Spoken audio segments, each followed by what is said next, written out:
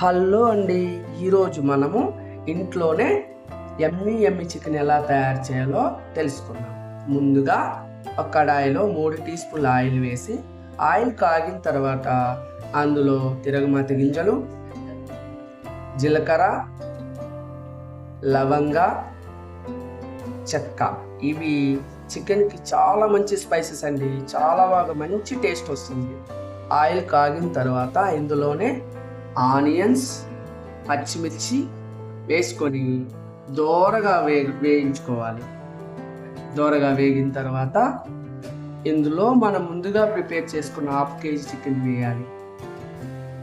వేసిన తర్వాత ఇందులోనే 2 టీ స్పూన్ల అల్లం వెల్లుల్లి పేస్ట్, తగినంత పసుపు, సరిపడేంత ఉప్పు వేసి మొత్తం కలిసేలాగా గరిటతో కలుపుకోవాలి.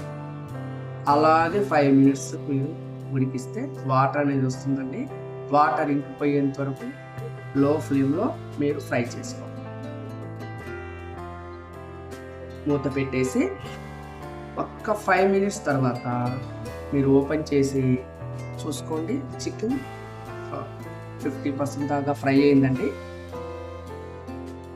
ఒకసారి కలుపుకొని ఇందులో 2 టీ స్పూన్ల కారం,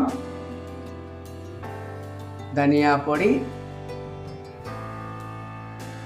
గరం మసాలా,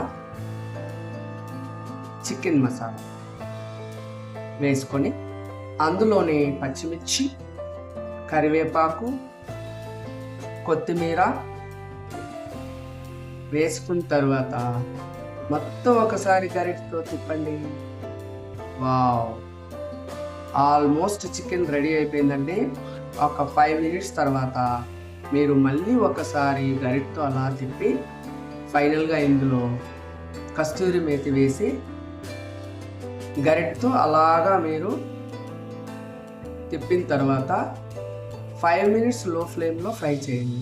వావ్, మనకు కావాల్సిన యమ్మీ యమ్మీ చికెన్ రెడీ అయిపోయింది. ఇప్పుడు ఒక బౌల్లో తీసుకొని సర్వ్ చేయండి. ఈ వీడియో నచ్చితే లైక్ చేయండి, షేర్ చేయండి, సబ్స్క్రైబ్